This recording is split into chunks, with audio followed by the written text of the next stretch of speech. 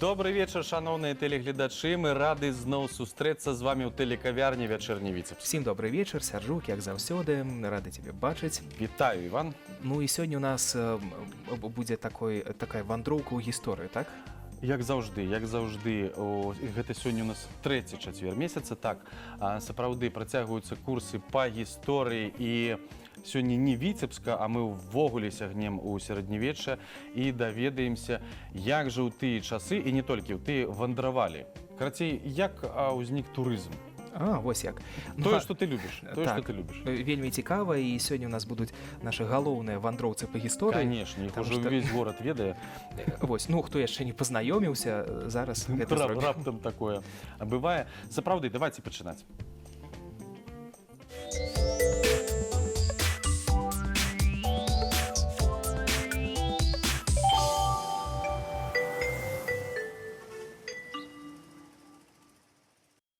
Яшчэ раз добрый вечар, шановныя тэлеглядачы, і мы прадстаўляем вам нашых самых знакамітых кандыдатаў гістарычных навук, дацэнтаў. Гэта Дзяніс Юрчак і Анатоль Дулаў. У вас яшчэ аўтографы не бяруць? Добрый вечар. А трэба? Хутка будзе гэтая прыстаўка кандыдаты тэлевізійных гістарычных навук. Ну так. Ну мы ўжо сказалі, так, вы чулі, што сёння будзе пра вандроўкі, гэта ваша прапанова такая. Ну, давайте разбираться с того, что завтра международный, сусветный, межпланетарный день экскурсовода, с чем віншуем, конечно же, экскурсоводов всей Беларуси, Витебска особливо.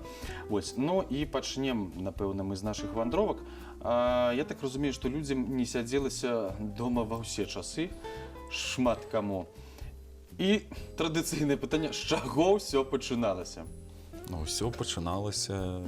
З чаго будзем пачынаць? З падарожжа. Ўсё ж такі людзі падарожнічалі, мянялі месца, таму што нават калі палічыць, дзе зарадзілася чалавецтва, зразумела, што гэта з прарадзімы людзі вымушаны былі перасоўвацца і асвойваць новыя кантыненты, новыя прасторы, але мы так далёка, напэўна, заглядаць не будзем. Першабытнасці галоўны від падарожжаў – гэта міграцыя. Не, ну гэта такая, гэта вы вымушаныя падарожжы былі. Падарожжы розныя бываюць, але ўсё ж такі мы вызначымся, што сёння мы будзем ўсё ж такі пра сярэднявечча казаць і будзем максімальна прывязвацца да нашай мясцовасці, не толькі да Беларусі, але ў першую чаргу будзем ўсё ж такі арыентавацца на Віцебшчыну, таму што тут ёсць пра што казаць і тут ёсць на што акцэнтаваць увагу. Ну, самы першы маршрут, я так понимаю, ну, я так разумею, турыстычны, гэта з Вараху грэкі. Ну, а гэта турыстычны ці не? Таму што гэта больш гандлёвы і турыстычны адначасова. Ну, Іван, паслухай, гэта ж зусім не таямніца такая, што вандруючы, напрыклад, у краіны Балтыі, ці там яшчэ куды... Да дьюти-фры мы яшчэ не дайшлі. Так з мэты шопінгу. Гэта таксама. Адно другому не перашкаджала, але ўсё ж такі трэба разумець, што вось гэтае перамяшчэнне ў прасторы, асабліва ў сярэднявеччы, яно ўспрымалася не вельмі пазітыўна, таму што часцей за ўсё людзі, яны жылі на сваёй гаспадарцы, яны вельмі часта не выходзілі за прастору таго свету, які быў вакол іх, таму што тое, што было за лініяй далягляду, гэта ўсё чужое. Адтуль звычайна прыходзіла, часцей за ўсё не самае лепшае, адтуль прыходзілі, маглі ж прыйсці тыя ж варагі, якія не заўсёды маглі быць добразычлівымі і добрымі у адносінах да мясцовага насельніцтва, маглі прыйсці іншыя ворагі. Ды паселішча акаляліся лясамі, да, сёння можна на прыкладзе Расонскага района побачыць. Ну, найбольш лясісты район Віцебшчыны. А лес – гэта такая дваістая існасць. З аднаго боку, гэта тое, што дае там дрэва да пабудовы, можна жытло будаваць, тое, што дае магчымасць ацяпляцца, тое, што дае ежу, а з іншага боку, гэта нешта таямнічае, містычна-сакральнае. Плюс драпежнікі. Тэрыторыя, якая кантралюецца не людзьмі, а лесавікамі і так далей. Таму ўспрыняць чужынцы звычайна прыходзілі, ну, часцей за ўсё чужынцаў баяліся. Адсюль вось такая стаўленне не самае пазітыўнае да тых, хто падарожнічае. З другога боку, ёсць яшчэ пэўны нюанс. Калі былі падарожнікі, як было сказано ў пісанні, ўсё ж такі чалавеку тут трэба забяспечыць, трэба быць добразычлівым, трэба яго прыняць, трэба дапамагчы чалавеку. Гэта звычайны хрысціянскі прынцып. Таму як вынік часцей за ўсё да падарожнікаў, калі яны прыходзілі з добрымі намерамі, ставіліся пазітыўна. Праўда, ёсць яшчэ нюанс, калі паглядзець нават не толькі нашы еўрапейскія традыцыі, тут возьмем шырэй, таму што сярэднявечча яно у многім вельмі падобнае ў розных рэгіёнах. Таму вось гэтыя хрысціянскія каштоўнасці яны адыгрывалі важную ролю. Усім падарожным дапамагалі. Але з другого боку быў і адваротны бок. Сталася так, што калі забівалі, допустим, забівалі падарожніка, той, у каго ён спыніўся, абавязаны быў нават здзяйсняць помсту за забойство. Але адваротны бок і ў гэтага ёсць. Калі чалавек раптоўна паміраў у кагосьці, той, у каго ён спыніўся, мог разлічваць на ўсё, што было пры ім. Таму зразумела, што гэта для крымінальнага свету вельмі проста і вельмі добра магло быць выкарыстана. Так што тут ёсць свой нюанс ва ўсім гэтым. З аднаго боку грамадства такое вельмі стабільнае, прычым геаграфічна стабільнае, прывязанае да пэўнай мясцовасці, але з іншага боку заўсёды былі людзі, якія па роду заняткаў падарожнічалі. Гэта воіны, гэта купцы, гэта паломнікі. І дыпламаты яшчэ. Ну і дыпламатаў таксама варта згадаць. Ну, для сярэднявечча ўсё ж такі, ну, гандляроў мы ў асноўным браць не будзем, па асноўнай простай прычыне мы ўжо шлях з варагу грэкі ў асноўным разглядалі. Таму будзем яго кранацца толькі... Сідзем з гэтага шляху? Толькі ўскосна. Пры гэтым, дарэчы, акрамя водных шляхоў у нас ужо на той момант фіксуюцца і сухапутныя, але ўсё роўна, ну, тым жа, дарэчы, паломнікам ім прасцей было ўсё ж такі падарожнічаць. Далёка не кожны мог забяспечыць сябе суднам, каб пераплываць з месца на месца, каб падарожнічаць па рэках, а тыя нават, хто падарожнічаў, гэта былі не самыя спрыяльныя умовы. Гэта не асобныя каюты, як зараз успрымаюцца. Гэта часцей за ўсё начаваць прыходзілася пад тым жа адкрытым небам з усімі плюсамі і мінусамі гэтага вандравання. Наконт паломнікаў, напэўна, на іх трэба крыху асобна спыніцца і ўвогуле паглядзець у такім таксама агульнасусветным кантэксце, таму што гэта з'ява хрысціянскага свету. А зразумела, як толькі... Але не толькі хрысціянская. Ну, дарэчы, не толькі хрысціянскага, але мы будзем усё ж такі праецыраваць вось гэты еўрапейскі досвед, улічваючы тое, што мы належалі да хрысціянскага свету, і не толькі еўрапейскі, у тым ліку еўразійскі. Ну, паломніцтва яно ёсць, зразумела, і у мусульман, муслімаў яно ёсць, і ў будызме, і ў іншых рэлігіях гэта прысутнічае. Але для ўсіх хрысціян самая, скажем так, самай важнай составной часткай іх рэлігійнага жыцця было б паломніцтва на святую зямлю. Таму гэта становіцца характэрнай з'явай сярэднявечча. Больш таго, само слова паломнік паходзіць ад назвы ад пальмы, таму што звычайна тыя, хто дабіраўся да Іерусаліму, вярталіся адтуль і прыносілі галінку пальмы, як доказ таго, што яны дасягнулі труны Гасподняй, тое, што яны дасягнулі Іерусалім. А Іерусалім, дарэчы, успрымаўся як цэнтр сусвету. І менавіта цэнтры ён размяшчаўся на сярэднявечных картах. Ну і да таго ж людзі з аднаго боку яны разумелі, да, што Бог цябе пачуе паўсюль. Але з іншага боку лічылася вельмі важным наведаць тыя месцы, да, дзе адбываліся падзеі зямнога жыцця Ісуса Хрыста. Таму што гэтыя месцы менавіта ўспрымаліся як святая зямля. І таму, хто меў такое жаданне і магчымасць, яны накіроўваліся небяспечнае, вельмі складанае і фізічна цяжкае паломніцтва святую зямлю. Ну, хаця былі іншыя варыянты, скажем, яшчэ адзін цэнтр паломніцтва, гэта святая гара Афон у Грэцыі. Здзяйснялі падарожжы і да царградскіх святыняў. Ну, гэта калі з нашага рэгіёну.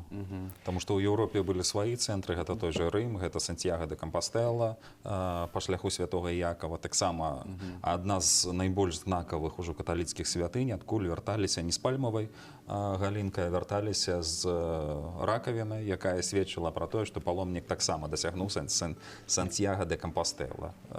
Так што тут пэўныя нюансы ёсць. Але калі казаць пра небяспечнасць шляху, варта звярнуць увагу на тое, што тыя, хто выходзіў у гэты шлях, яны часцей за ўсё развітваліся з роднымі, па сутнасці так, як больш ніколі не вярнуцца. Таму што шмат прыкладаў, калі людзі банальна не вярталіся. Шлях не самы просты, звычайна гэта тыя ж пешыя пераходы. Працей было такое, што квіток толькі у адзін канец. Ну, затое з гарантыяй выратавання і калі ўсе грахі будуць абнуляваны. Тут свае пазітыўныя моманты ёсць, але далёка не ўсе даходзілі. Ну, яркія прыклады ў Еўропе і ў тым жа свеце фіксуецца шмат могілак, якія былі спецыяльна для паломнікаў, для падарожнікаў. Тэўтонскія могілкі ў Рыме. Вось прыклад менавіта для падарожнікаў з Германіі. Не, ну, хтосьці просто мог не вяртацца, ён бы пайшоў, дайшоў, спадабалася, і навошта яму несці сваім родным ці ракавіну, ці нейкую Цёпленька там, все добра, морачка ёсць, чаго цягнуцца ўжо назад.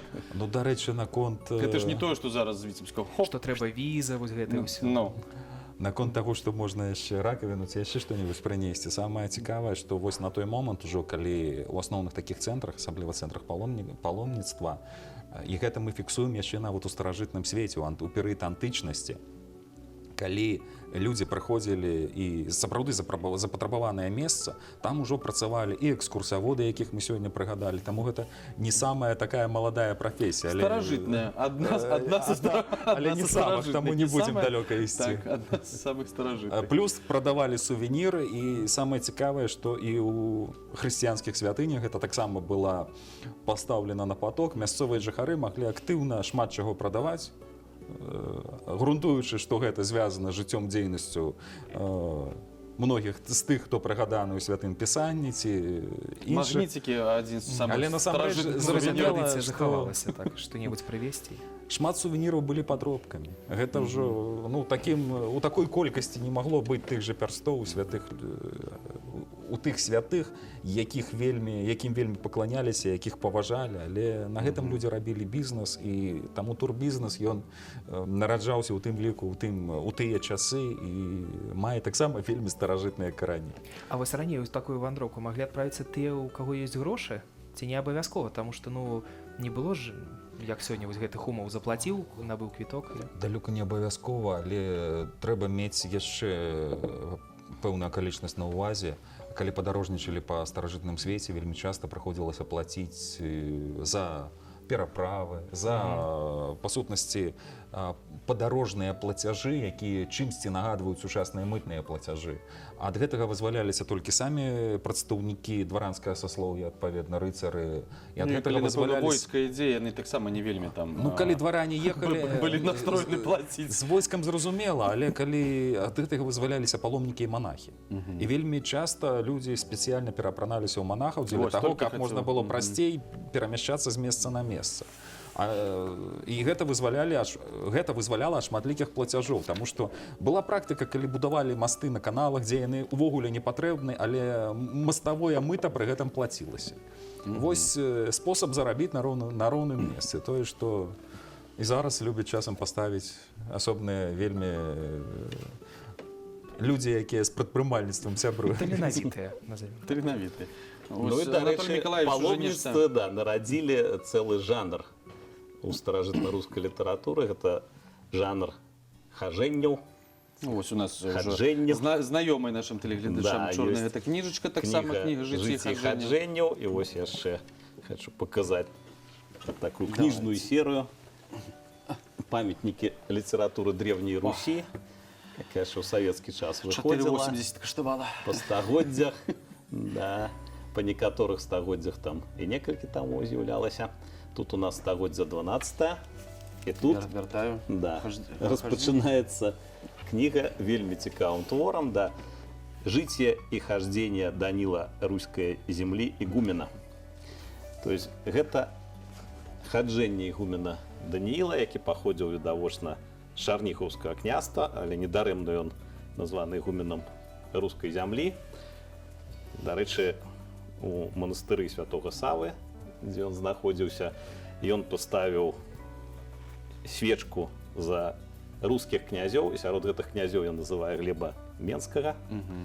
Ну, я думаю, што паколькі праходзіў ён паслушанне манаскае перад тым, як сам стаў ігуменам Кіева-Пячэрскай лаўры, а у Глеба Менска, як мы некалі з вами высвятлялі, цесныя сувязі былі з гэтым манастыром, таму Глеб Менскі аказаўся сярод згаданых князёў. Да? І мы бачым, што для ігумена Данііла руская зямля была нечым адзіным. Так вось, чым цікава гэтае хаджэнне. Значит, па сутнасці мы бачым арыгінальны твор, а яго аўтара можна параўнаць са сярэднявечным, сучасным, да, сярэднявечным аўтарам параўнаць сучасным трэвел-блогерам. Таму што ён вельмі падрабязна апісвае... Іван як зацікавіўся адразу. Ну, Апісвае нейкія іншыя разнастайныя формы зараз, так? святыя месцы і ўвогуле цікавыя месцы святой зямлі. Ну, дарэчы, пражыў ён даволі доўга в абіцелі святога Савы, там 16 месяцаў, таму мог няспешна все агледзець. Ну і, дарэчы, таксама дапамагаў яму чалавек, якого мы назвалі сёння экскурсаводам. І вось гэты твор, ён карыстаўся на Русі вялікай папулярнасцю, захавалася 150 спісаў, а відавочна было яшчэ болей. Значит, актыўна перапісваўся твор і чытаўся, таму што ў паломніцтва насамрэч не кожны мог адправіцца, але даведацца пра святую зямлю хацелі многія. І вось гэты твор стаў на доўгі час асноўнай крыніцай звестак і да таго ж стаў узорам для твораў наступных аўтараў. Ну, гэта такі, я так разумею, друкаваны гід.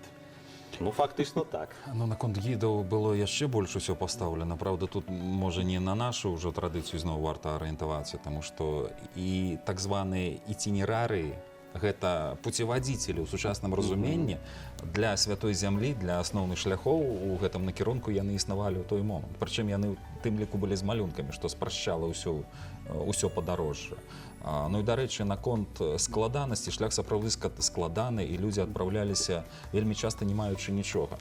І, дарэчы, найперш мужчыны. Акрамя сваіх грахоў. І трэба было іх адмаліць там, і дзеля гэтага накіроўваліся, і дзеля гэтага нават была створана своеасаблівая індустрыя ў дапамогу. Гэта тыя ж самыя шпіталі, госпіталі, дзе гэта месцы прыпынку для паломнікаў. І асабліва на святой зямлі яны вось і ствараліся. Таму адтуль і рыцарскія ордэны там з'яўляюцца, і гэта было ўсё цесна звязана. Але вось насамрэч гэта таксама частка той індустрыі паломніцтва, індустрыі ў двукосці, таму што яна была арыентавана збольшага не на бізнес, гэта была ўсё ж такі больш духоўная традыцыя ў чымсьці. Ну а наконт падарожжаў рэлігійных, тут увогуле трэба прыгадаць і тых жа місіянераў, якія прыплывалі на нашай землі, той жа Торвальд Вандроўнік, якога можна лічыць першым па меншай меры зафіксаваным афіцыйна у гістарычных дакументах хрысціянінам, які распаўсюджваў хрысціянства. Больш таго, калі чытаць непасрэдна тыя дакументы, якія звязаны з яго тут прыбываннем, ён спыніўся ў Полацку і заснаваў там нават манастыр, дзе быццам бы і непасрэдна з якім ён звязаны. Гэта манастыр Іоанна Прадсечы. Таму нават да препадобнай Ефрасіні мы згадваем пра магчымасць стварэння манастыра яшчэ на той час у язычніцкай Русі, калі яшчэ Владзімір не прыняў хрысціянства, але зразумела, што хрысціяне тут былі. І вось Торвальд, ён першы, хто гэта зрабіў, хто непасрэдна звязаны з нашай зямлёй, сучаснай Віцебшчыны, на той момант усё ж такі Полацка. Ну, Ефрасінію згадалі яна таксама. Вандроўца была яшчэ тая, і прычым, як мы ўжо казалі, што пераважна мужчыны вандравалі, а тут прыклад гэта жанчына. Гэта якраз той рэдкі выпадак. Вельмі рэдкі насамрэч. Да. І прычым аўтар жыцця падкрэслівае, што Ефрасіня ніколі фактычна не выязджала за межы абіцеля, але тым не менш яна мужна пераносіла ўсе цягаты свайго падарожжа. Адным з пунктаў яго стаў Царград, Константинополь. Ну, а завяршылася гэта падарожжа в Іерусаліме, як і зямны шлях полацкай святой. Гэта якраз той прыклад, калі чалавек адтуль не вярнуўся. Але мэты яна дасягнула. Мэта дасягнула, безумоўна. Ну і зноў-такі яна ведала, што яна не вернецца. Ну, дарэчы, з ёй... Яна малілася аб тым, каб Гасподь забраў яе душу менавіта ў Іерусаліме. З ёй звязаны іншыя падарожжы, у тым ліку, калі яна даслала слугу Міхаіла ў той жа Царьград дзеля таго, каб правесці пэўныя хрысціянскія святыні, у тым ліку абраз, які быў прывезены ў Полацкай, які на той момант... Маці Божай Эфескай паводле жыцця, але беларускі літаратуразнавец Алексей Мельнікаў, ён лічыў, што хутчэй за ўсё гаворка ідзе не пра арыгінал, па-першае, які згодна з традыцыяй напісаны быў евангелістам Лукою, а пра копію і не эфескага абраза, а царьградскай іконы Божай Маці, таму што быў уведзены звычай па узоры Царьграда насіць гэтую ікону, ажыццяўляць з ёй хрусны ход па аўторках у Полацку. Таму рэлігійныя падарожжы, яны даволі шырока распаўсюджаны, і ў далейшым былі шырока распаўсюджаны, таму што мы можам прыгадаць і таго ж сына Міндоўга ўжо ў часы Вялікага княства літоўскага Войшалка, які збіраўся на Афон, на Святую Гару, але Пасля прыняцця хрысціянства. пасля прыняцця хрысціянства, але так сталася, што яму не наканавана была з-за палітычных падзей рэалізаваць поўнасцю запланаванае паломніцтва, ну тым не менш гэта... Ёсць легендарныя звесткі пра ўнука Альгерда, князя Юрыя Лангвеніча Мсціслаўскага, які таксама быццам бы падарожнічаў на Афон, хаця гэта не пацвярджаецца крыніцамі. Ну, у далейшым фіксуюцца шматлікія прыклады. Напрыклад, Гаранін прыгадвае раманаха Версафонія, які у 15 стагоддзі гэта ігумен Полацка-Бельчыцкага манастыра, які наведаў і святую зямлю, які наведаў Егіпет, Сінай, Палестыну, таму гэта адзін з такіх найбольш выбітных і яркіх падарожнікаў вось ужо крыху больш пазнейшага перыяду, але пытанне толькі ў тым, што мы многіх не ведаем. Далёка не ўсе вось гэтыя сляды тых жа паломнікаў. Гэта самыя такія знакамітыя людзі. І ў канцы 16 стагоддзя знакаміты ёсць паломнік, 80-е гады 16 стагоддзя князь Мікалай Радзівіл Сіротка наведаў святую зямлю, наведаў Егіпет і стварыў падрабязнае пісанне, якое таксама карысталася вялікай папулярнасцю. На лацінскай мове двойчы яно выходзіла, на польскай мове 8 разоў, а в суседняй маскоўскай дзяржаве распаўсюджвалася таксама в рукапісах. Людзі чыталі, перавыдавалася, попыт быў, прычым ён апісвае, ну, в прынцыпе, як некалі ігумен Данііл. Самыя разнастайныя цікавосткі, ён апісвае заняткі людзей, ён апісвае прыроду, ну, прыватнасці піша, як бачыў кракадзіла здалёк, калі праплывалі па Ніле. Галоўнае, што ён не проста апісваў, ён апісваў тых жа жывёл, якія бачыў, але ў сувязі з тым, што у нашай мове яшчэ слоў такіх не было. Як ён чуў там, ён так, у прынцыпе, і спрабаваў перадаць. Таму там лімпарда бачыў і гэтак далей. Там самыя разнастайныя варыянты. Увогуле, канешне, ці можна назваць гэта паломніцтвам, гэта больш... З аднаго боку, гэта паломніцтва, да? Але мы якраз бачым ужо гэта паломніцтва чалавека часу адраджэння.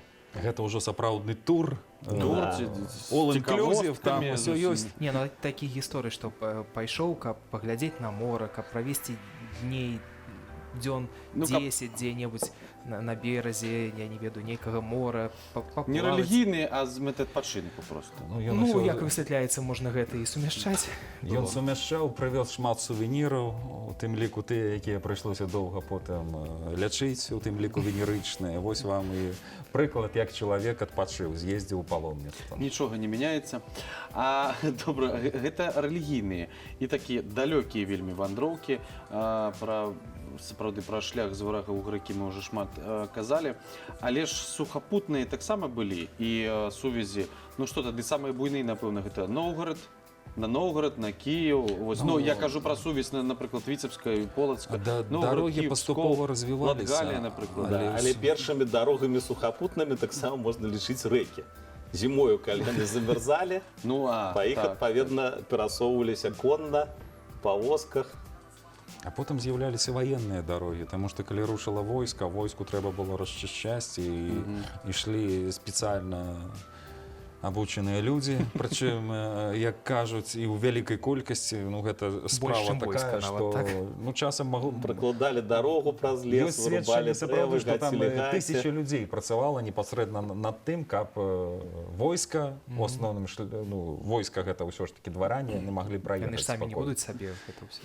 Таму вось так з'яўляліся нашы сучасныя дарогі. Але зразумела, што перамяшчалася не толькі войска, перамяшчаліся тыя ж дыпламаты актыўна, і прычым вось прысутнасць замежнікаў тут яна фіксуецца, і шмат даволі цікавых Яны прыкладаў. таксама пакінулі нотаткі пра тое, што бачылі, скажем, вялікім княстве літоўскім.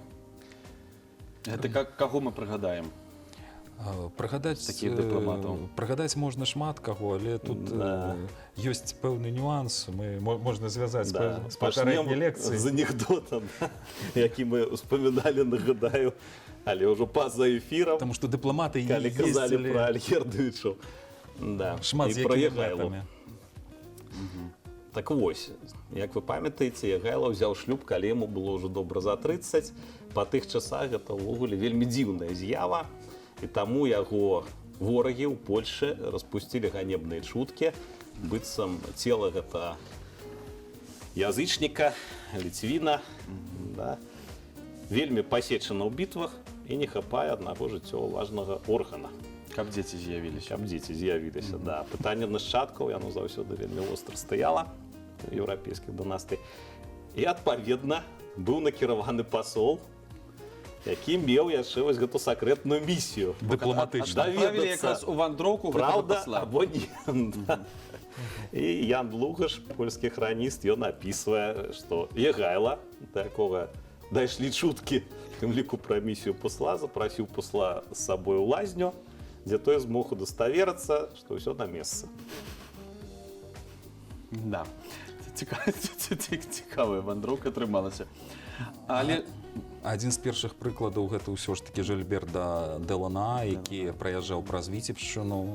Ну, ускосна толькі, але сучасная Браслаўшчына была на яго шляху. І таму вось факт, адзін з першых зафіксаваных фактаў, калі дыпламатычная місія еўрапейская, якая пакінула след пасля гэтага, яна ішла праз беларускія і нават непасрэдна віцебскія землі. Гэта адзін з такіх цікавых і першых прыкладаў. Але акрамя стасункаў дыпламатаў у нас былі іншыя стасункі. У нас прыгадаць можна і тое, што многія тыя асобы, якія выконвалі важныя дыпламатычныя місіі, яны ўвогуле былі доўгі час на тэрыторыі Беларусі.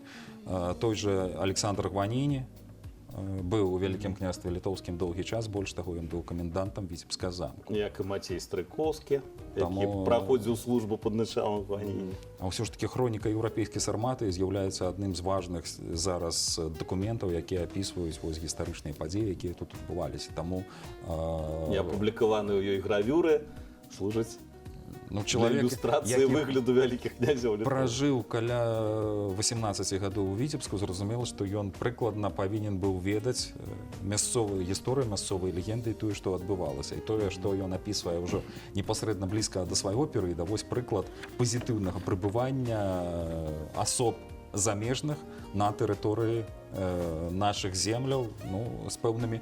Тут не дыпламатычная місія, тут місія ўжо па яго непасрэднай дзейнасці, але наймітаў на той момант у войску хапала. І гэта ўжо на той момант нармальная з'ява. Таму, дзякуючы вось таму, што ў нас быў гэты шаноўны італьянец, мы маем больш-менш прыстойныя крыніцы па нашай гісторыі за гэты перыяд. Галоўнае, што ад першай асобы, калі ён непасрэдна з гэтым сутыкаўся. А вось былі такія вандроўкі, ну, у вялікіх жа нейкіх буйных гарадах былі, я не ведаю, універсітэты, была магчымасць атрымаць адукацыю, і былі вось такія, я не ведаю, ці гэта можна назваць турызмам нават. Можна. Вось зараз хто-небудзь з Віцебска паехаў у Мінск вучыцца, гэта турызм? Не. А вось раней гэта... Але зараз існуюць акадэмічныя абмены, якія вельмі папулярныя у сувязі з тым, што ўсё ж такі балонскі працэс існуе, да, і мы неяк там... І мы частка побольш, зараз, так. Я так разумею, гэта Іван просто падводзіў да Скарыны. Не, тут можна не толькі Скарыну взяць. Акадэмічныя абмены пачаліся значна раней. Таму што сапраўды мелі даволі значныя маштабы да тых часоў. У сучасным разуменні, як мы зараз вучымся, вы звыкліся, што трэба прайсці ў універсітэт, там атрубіць 4 ці 5 гадоў, уже Прыёмная потым камісія атрымаць спачатку. дыплом. Там усё было значна прасцей, улічваючы тое, што, як казалі жыхары Вялікага княства Літоўскага, хто не знае латыні, мусіць пасвіць свінняў. Вось латынь была асноўнай мовай навучання ва ўсіх еўрапейскіх універсітэтах, і гэта адкрывала шырокія шляхі і магчымасці Мова науки. пераходзіць з аднаго універсітэта ў другі. Таму маглі у адным універсітэце год, у другім яшчэ, і гэта была нармальная з'ява на той момант. Ніхто не за дыпломам Як было зручна, да? Іван, глядзі. Вывучыў латынь і па ўсёй Як Европе сёння вучыся не англійская хачу. мова. Ну і, дарэчы, наконт турызму, калі браць вось гэты адукацыйны турызм, адзін з асноўных цэнтраў для нашых выхадцаў з Вялікага княства Літоўска на той момант, з беларускіх зямель, з Віцебска, гэта ўсё ж такі быў Кракаўскі універсітэт, дзе ў перыяд правлення якраз Ягайла і па ініцыятыве яго першай жонкі Ядвігі з'яўляецца ліцвінская бурса. Увогуле асобны інтэрнат для пражывання выхадцаў менавіта з ВКЛ, дзе яны маглі аб'яднацца ў земляцтва, і гэта значыла, што нашых ужо там шмат. Больш таго, Кракаўскі універсітэт ён і ў далейшым быў папулярны. Ну а калі браць прыкладаў шмат, той же Францыск Скарына, якога прыгадвалі, і кракаўскі яго след, ну і далей адпаведна Падуанскі універсітэт. Хаця калі спецыялісты вывучалі і спрабавалі прасачыць шлях, дзе вучыліся менавіта выхадцы з Беларусі, яны вучыліся ў Францыі, прычым даволі шырокі спектр універсітэта, ў Швейцарыі, у Аўстрыі, у Германіі, у Італіі, у Цікава, ці Польшы. дайшоў хто-небудзь до Балоні, до горада, Называецца Балонскі універсітэт, называецца адным з тых, дзе былі беларускія студэнты. Нам больш старажытны універсітэт. Балонскі самы старажытны, другі парыжскі, калі браць такую агульнаеўрапейскую традыцыю, хаця там англійскія вось крыху выпадаюць з гэтага, там можна спрачацца, можна але спрачацца, разумеем, сапраўды. што даўно было. Ну а наконт таго ж адукацыйнага турызму, калі прыгадалі Скарыну, яшчэ адна яркая з'ява, малая падарожная кніжка. Кніжка, якая зроблена спецыяльна для тых, хто падарожнічае. Гэта не той фармат, як звыкліся, гэта фармат спецыяльнага выдання. Прычым Скарына быў, канешне, не першым, але ён не вельмі адстаў ад першага чалавека ў Еўропе, які гэта зрабіў. Там усяго некалькі гадоў. Таму гэта даволі прагрэсіўная з'ява, і тут наш першы друкар, ён быў адным з першых у Еўропе, можна казаць пра то. Адзін з першых пуцеводзіцеляў. Ну, гэта не зусім пуцеводзіцель, пуцеводзіцель, да. гэта кніжка, якая неабходна была кожнаму чалавеку ў дарозе. Вось. Там рэлігійныя тэксты былі надрукаваны, астранамічныя звесткі, пасхалія. Але чытаць прасцей Ну, все было правильно, навігацыя. у іншым фармаце. Але такіх Да, і, тэкстаў дарэчы, яна была невялічкая па фармаце. Галоўнае гэта Адрозненне фармат. Малая ад кніг. падарожная. Сама Можна назва ўжо гаворыць Мне пра зручна Pocket было size. вазіць з сабою, так. Ну і, дарэчы, я хачу звярнуць увагу на яшчэ адзін аспект. Мы бачым, Францыск Скарына – гэта сын купца Лукі з Полацка. Але ён атрымліваў еўрапейскую адукацыю. Так вось, сапраўды, найперш вучыліся за мяжою дзеці шляхты, часам дзеці магнатаў, але не толькі. І дзеці мяшчан вучыліся, тых жа самых гандляроў. Ёсць выпадкі, што вучыліся нават выхадцы з сялянскага саслоўя, ну, канешне, пры пэўнай матэрыяльнай падтрымцы з боку шляхціцаў. Ну і, скажам, калі магнацкае дзіця ехала ў Еўропу, канешне ж, аднаго не адпускалі. Ну, па-першае, не дазвалялася распараджацца вольна фінансавымі сродкамі. Да? Нейкі чалавек быў ужо сталы, які сачыў, каб грошы ішлі на дзельныя справы. Ну, да таго ж, каб не сумна было магнацкаму сыну, ехала там з дзесятак шляхціцаў, Кампашка. якія разам з ім вучыліся, разам з ім бавілі вольны час. Прычым, як правіла, гэта былі людзі ва ўзросце ад 15 до 20 гадоў, таму што лічылася, што найлепшы час для пачатку кар'еры, палітычнай, вайсковай кар'еры, гэта 20-22 гады ў Вялікім княстве Літоўскім на 16 стагоддзе. Ну, дарэчы, калі браць гісторыю турызма як увогуле асобны накірунак у гісторыі, тут варта звярнуць увагу на тое, што часцей за ўсё, калі мы гаворым пра турызм сучасны, мы прыгадваем славутыя гранд-туры. Гранд-туры гэта калі дзеці брытанскай арыстакраты падарожнічалі па Еўропе, там былі вызначаны асноўныя кропкі, якія рэкамендавалася наведаць. І вось гэта вельмі нагадвае якраз тое, што папулярна ў Великабрытаніі, тое было папулярна і тут. Ну, дарэчы, Потому что ехали часто не в один университет, Падрабязна а описано. таксама падарожнічалі па розных універсітэтах розных Вось краінах. такая вось наша паважаныя госці яшчэ Дзюхава далучылася таксама. Вось глядзіце, вось такую кніжку выдалі. Вось гэта больш цікавае, гэта ўсё ж такі выданне Беларускага дзяржаўнага эканамічнага універсітэта. Гэта ўжо падручнік па гісторыі турызма таксама. Яшчэ. Той же самы аўтарскі Яшчэ калектыў, адна але наконт гранд-тураў і наконт нашай шляхты проста яскравы прыклад гэта калі прыгадваюць службу Міхала Глінскага, асоба вядомая, асоба, якая непасрэдна звязаная ў тым ліку роднаснымі сувязямі і з Іванам Грозным. Таму што можна сказаць пра Глінскага? Глінскі таксама ездзіў у Еўропу, больш таго, можна сказаць, што ён праходзіў своеасаблівую стажыроўку, вучыўся жыццю у Германіі пры двары саксонскага карфюрста Альбрехта, і галоўнае, што ён шмат там чаго атрымаў. Ну, я просто працытую, улічваючы тое, што пераклад тут на рускай мове. Так. Сигизмунд Герберштейн писал. Усвоил изящные манеры и рыцарские обычаи, был проворен в воинских упражнениях, скачках, фехтовании, борьбе, прыжках, а также и в развлечениях, вроде танцевой всевозможной куртуазии, чем снискал себе особую, более прочих, известность. Вось вынік прыбывання Міхала Глінскага на тэрыторыі сучаснай Германіі. І падобных прыкладаў шмат, правда, у асноўным у гэтых падарожжах ўсё ж такі ўдзельнічалі прадстаўнікі каталіцкага веравызнання. Ну, па адной простай прычыне, тая ж латынь.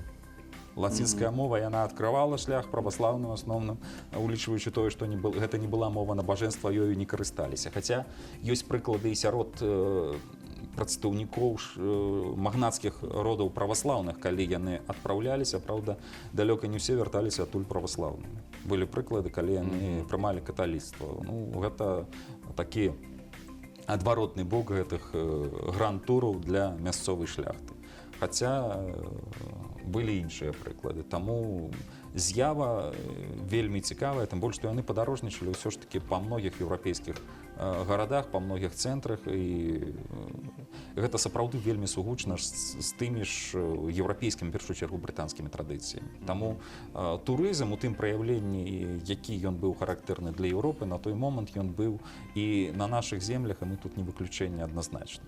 А вось потым, калі ўжо можна казаць пра то, што стала вось з'яўляцца, ну, не ведаю, нейкая інфраструктура вось больш для турыстаў. Ну, зразумела, былі вось гэтыя госпіталі, да, там яшчэ што-небудзь, але вось калі ўжо можна казаць, што гэта стала... Кавярні, рэстарацыі. Так.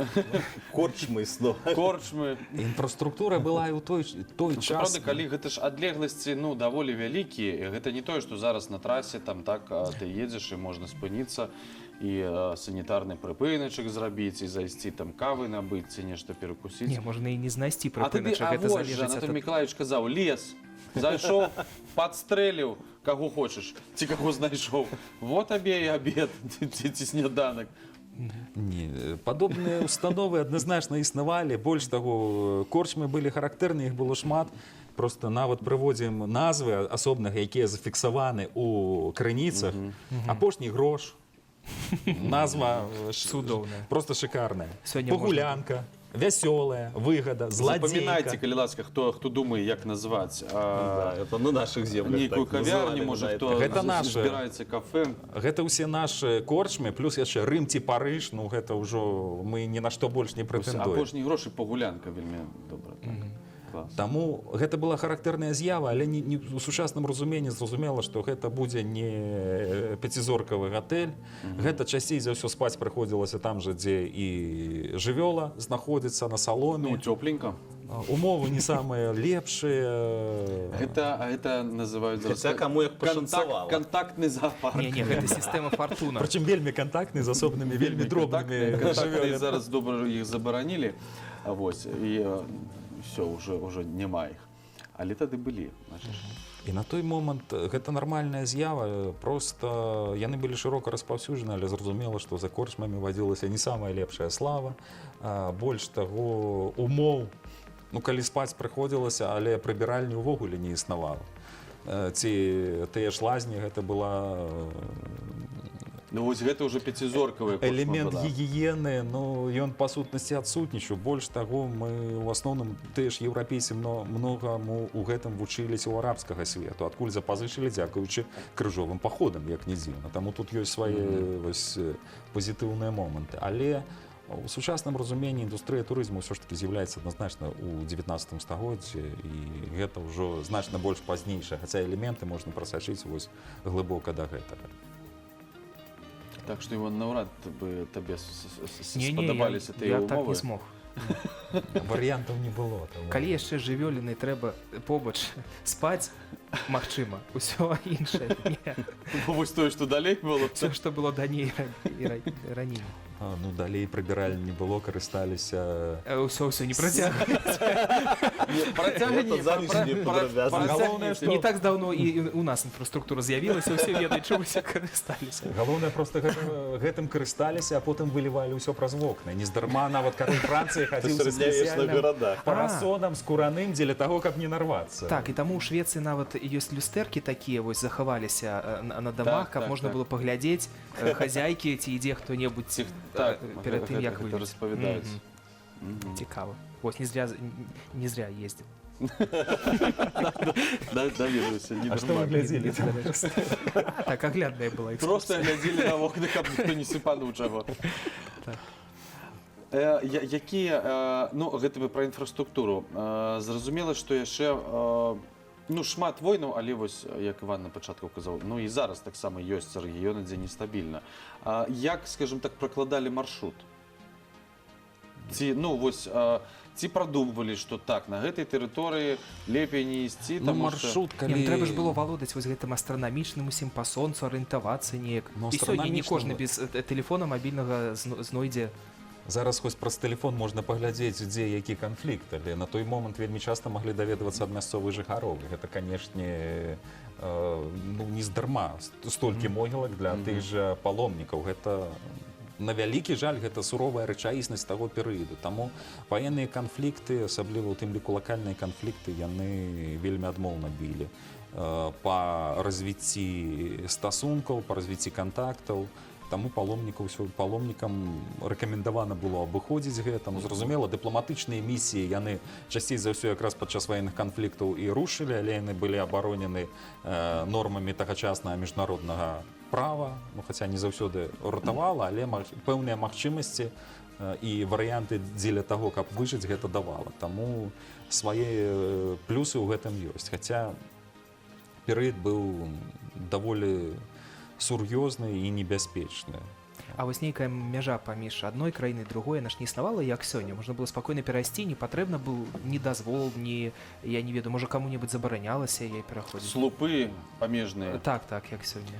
Ну, забарона для кагосьці, канешне, адназначна існавала. Больш таго, трэба ўлічваць, што на той момант ужо актыўна развівалася і мытная справа, і мытныя каморы, памежныя каморы. Гэта была нармальнай з'явай. Ну, пра гэта мы таксама, здаецца, размаўлялі. У тым ліку пра прыватныя мытні. Гэта характэрна для Вялікага княства Літоўскага. Калі мытні здаваліся ў аренду, то пра што зараз многія, асабліва ў пачатку 90-х, марылі. Ну, Не адбылося. на той момант было. Таму мяжа часцей за ўсё была дэмаркіравана ў пэўных месцах. Асабліва ў месцах вось гэтых кантактаў, пераходаў, там, дзе быў кантроль. Але зразумела, што яна вельмі часта так мянялася падчас ваенных канфліктаў, што гэта... Ну і рэкі таксама ж, напэўна, гэта... Як і зараз, шмат дзе ў нас у сучаснай Беларусі, напрыклад, мяжа ідзе паміж раёнамі. Рэкі, па рэках увогуле было цікава, калі дзеля таго, каб сабраць тую ж мытную пошліну, перацягвалі, дапусцім, вялікі ланцуг праз усю раку і пускалі толькі пасля таго, калі адкупяцца. Гэта фіксуецца, калі ласка, як можна было зарабіць на роўным месцы. Ну што ж, на гэтай пазітыўнай. Ну, Сёння вельмі шмат стартапаў вы агучылі. Інкубатор малого бізнесу. інкубатор, так. Агучылі стартапы, і назвы ўжо гатовыя ёсць для ўсіх. Апошні грош. Для ўсіх шынкоў, апошні грош, пагулянка. Не, ну будзе цудоўна, калі ў нас, напрыклад, з'явіцца. Вось. І яшчэ не з'явілася, а ўжо рэкламу А зрабілі. ўжо рэкламу зрабілі. Дзякуй, сапраўды было вельмі цікава. Добра, што зараз няма вось гэтых пераправ. Не, паромы ёсць, суроўна ёсць. Але не трэба баяцца вандраваць, Лятаць, так, Сяржук? Я баюся. Дзякуй, да сустрэчы праз тут літаральна 2 тыдні засталося. І давайте паглядзім разам з вами, што сёння абмяркоўвае такое важнае Александр Карэльман.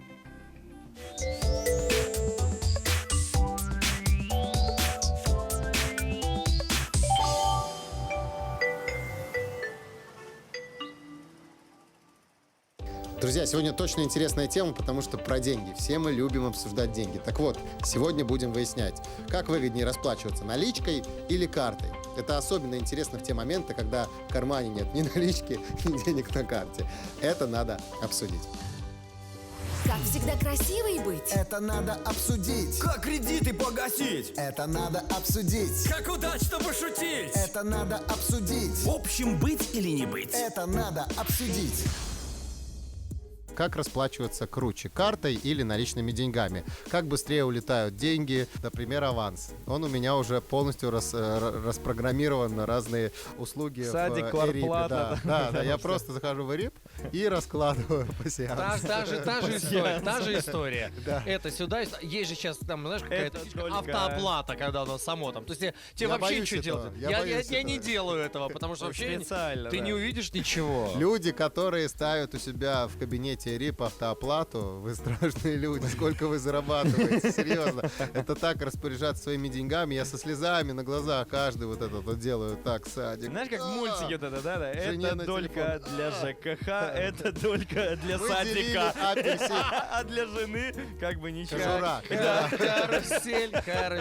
Так, а как вы с картой собираетесь на базар ходить? На Смоленский, на Полоцкий? Вот, на рынке еще и поторговаться можно, например. Еще и лук-севок взять на сдачу. Тоже хорошо. Или в подарок средства вам от клеща. Ну, на рынке-то действительно классно. Вообще, мы сейчас на другую тему перескочили, потому что на рынках и поторгуешься, и пообщаешься, и попонтуешься, и вообще там много чего происходит. Я заметил, что сейчас все приличные люди вообще покупают продукты питания на рынках. Я раньше не понимал этого. Когда человек встает там рано утром, говорит, рыбу завезли, понимаете? А теперь ты повзрослел. Теперь я повзрослел. Когда аванс вылетает, понимаешь, когда у он тебя. вылетает, ты уже должен как-то рассчитывать, во сколько время рыбу заводят, а во сколько время молоко. А когда пупы куриные? Да. У меня вот какая история с картой-то. Я забыл пин-код своей карточки, и у меня теперь следующая ситуация в магазинах, либо где бы я не расплачивался. Я только до 20 рублей могу себе что-то позволить. А восстановить пин-код нельзя? Я заходил, надо карточку новую. А там этот пук есть? После пин-кода идет. Мне сказали, надо карточку что-то там новую делать. Короче говоря, и тебя это остановило. Ты заведи себе другую, и с этой просто переводи туда, и все. Я могу, если честно, я могу ошибаться, на самом деле, просто мне как бы, ну, ладно, окей, это немножко неудобно в каких-то ситуациях бывает для меня, но тем самым смотришь, вот я... Зато смотри, он много не тратит. Классная идея, давайте все забудем пин-коды. Вообще... Давай продолжим после... Ну давай, говори. Ну, поставить точку в этой истории, но есть неудобство такое, как, например, мне сегодня нужно наличными отдать более 20 рублей, и мне надо снять карточку, а я не могу. Мне надо сейчас вот с вами договариваться, у кого есть наликом 30 рублей, чтобы вам на карточку перекинуть, а вы мне отдали... Вот вы два банкомата сейчас будем. Ни у кого, потому что у нас туда садики и все остальное. С одной стороны, карточкой оплачивать разные покупки очень удобно, это комфортно, это экономично для кармана, нет вот этого распирающего сбоку бугра вот этого бумажника. Но есть много только с другой минусов. стороны от телефона распираешь. Слушайте, ну действительно сейчас же вот и можно идти с помощью телефона оплачивать, привязывать карту и оплачивать. У меня такой банк ужасный, я не буду говорить какой, я шучу, ладно. Короче говоря, хочу обратиться негласно к моему банку. Уважаемый банк, если ты меня слышишь, введи уже Apple Pay или там какой-нибудь Pay, чтобы я мог прикладывать просто на все свои покупки, потому что все абсолютно Прикладывать банки, на все да, свои покупки. кроме тебя, это уже сделали. Слушай, И ну- все ну- понтуются. Сейчас ты вообще вверх какой-то ступор, вверх тех людей, которые на Смоленском, на Полоцком покупают за наличные. О чем ты, Александр, говоришь? Что ты прикладываешь? А нет, они как раз таки подумали, наконец-то настали те времена, когда снова можно меняться на рынке. Ты Да, телефон, ты а телефон. мы килограмм клубники. Кстати, Apple Pay уже был давно.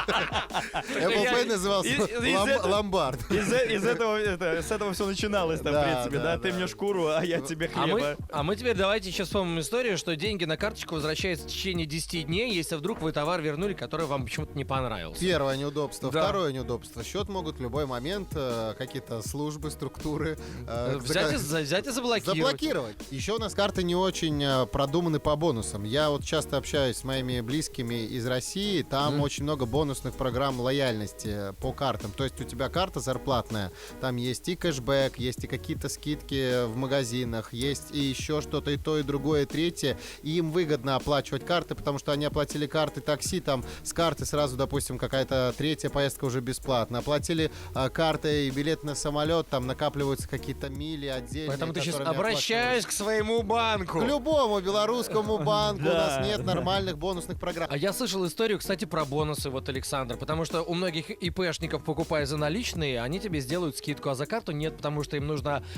банку отдать процент. И тот процент, который они отдают банку, они могут тебе отдать просто по-человечески. Но это тоже бонусы, просто не в твою пользу. Ну. Не тебе.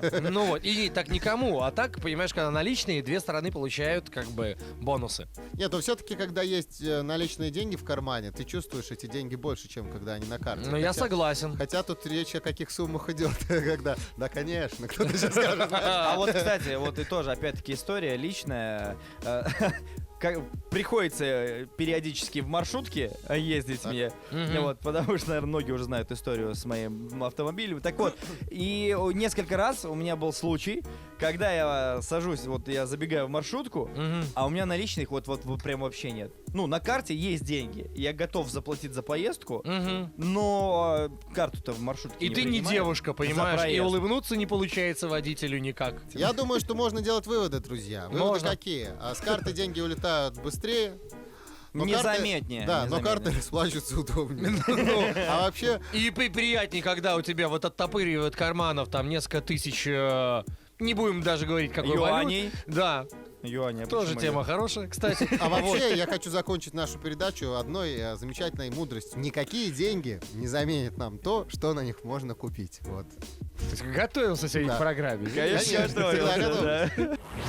да. Это надо обсудить. Пока мы тут обсуждали, что выгоднее, с карты платить или наличкой, на рынке вон свиные копыта по дешевке завезли. Я в очередь. На сегодня все. Пока.